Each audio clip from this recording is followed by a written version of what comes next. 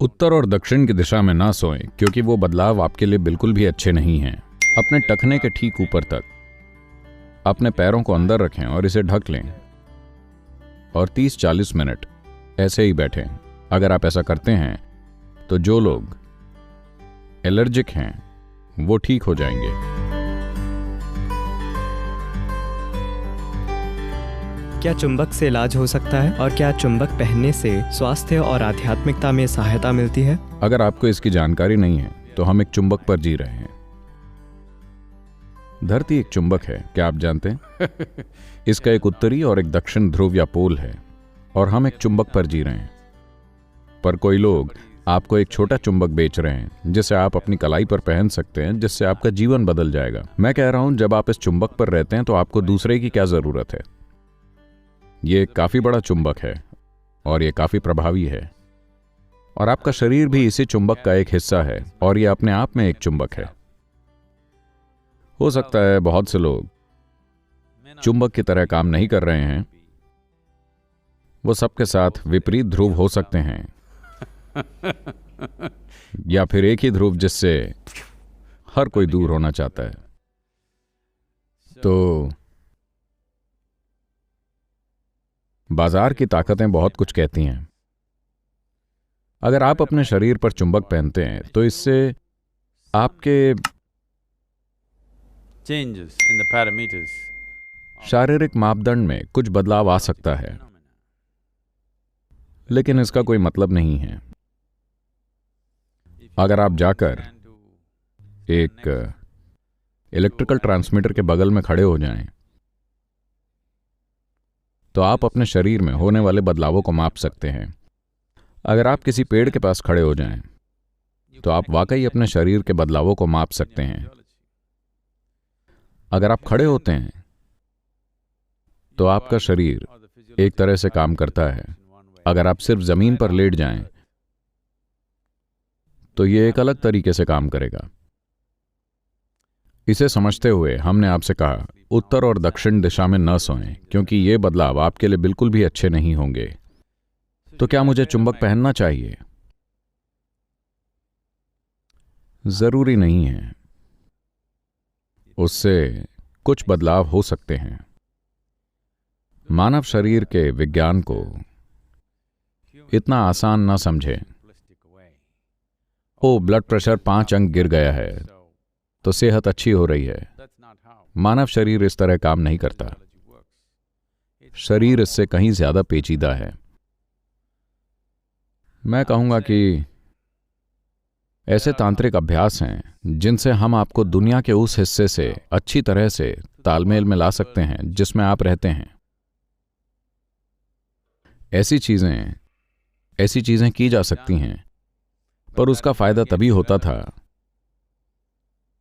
जब ऐसा समय था जब लोग कभी भी 10 मील से ज्यादा नहीं चलते थे जहां पर भी वो रहते थे, क्योंकि लोग बस पैदल चलते थे। वो वाकई किसी एक स्थान से बहुत दूर नहीं जाते थे। तो उस समय शरीर स्वाभाविक रूप से धरती के साथ तालमेल में आ जाता था, एक विशेष तरीके से उस स्थान के कोऑर्डिनेट्स के आधार पर जहां आप होते थे। लेकिन आज हम सब इधर उधर जा रहे हैं। अगर मैं आपको यहां वेलियांगेरी की 11 डिग्री वाली जगह के साथ तालमेल में ले आऊं और कल सुबह आप दूसरी जगह के लिए उड़ान भरें, तो आप में अपने शरीर को फिर से तालमेल में लाने का ज्ञान और क्षमता होनी चाहिए, वरना शरीर कई तरह से परेशान हो जाएगा।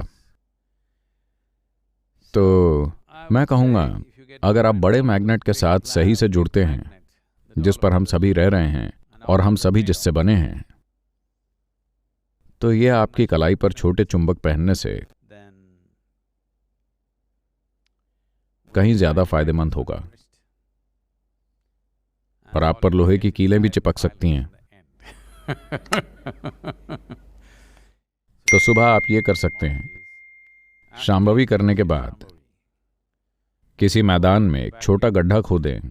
आपके लिए नहीं, केवल 2 फीट, और बस अपने टखने के ठीक ऊपर तक अपने पैरों को अंदर रखें और उसे ढक लें और 30-40 मिनट बैठें बस। धरती से जुड़े रहें। आपका शरीर खुद को बड़े चुंबक के साथ तालमेल में ले आएगा और आपको अपनी कलाई या अपने टखने पर चुंबक नहीं पहनने पड़ेंगे।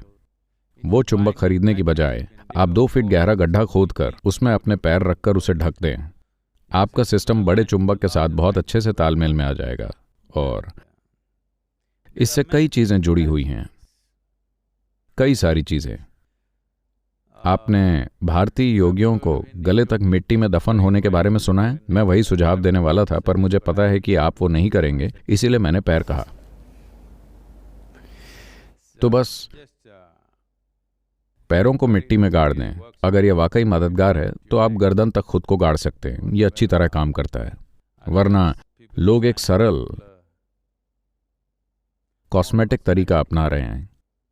वो मिट्टी का स्नान या मड बाथ ले रहे हैं। धरती में दफनाया जाना बेहतर होगा। But the watered down version of being buried up to your neck is mud bath. You can try any one of them. लेकिन आपकी गर्दन तक दफन होने का आसान तरीका मिट्टी का स्नान है। आप कोई भी आजमा सकते हैं, लेकिन पैरों को गाड़ना आसान है। अगर आप ऐसा करते हैं तो आप देखेंगे, कम से कम सेहत के मामले में आप में से जो लोग एलर्जी से पीड़ित हैं, एलर्जी का मतलब है कि किसी तरह से आपको यह धरती पसंद नहीं है। आप में कुछ ऐसा है जो यहाँ के जीवन या इस धरती की जीवन बनाने वाली सामग्री के साथ तालमेल में नहीं है। आप थोड़े एलियन बन रहे हैं। यही एलर्जी का बुनियादी मतलब है। तो अगर आप खुद को धरती के तरीकों से जोड़ लेते हैं तो एलर्जी गायब हो जाएगी। तो पैरों से शुरुआत करें। अगर ये काम करता है तो थोड़ा गहरा जाएं। ये काम करेगा।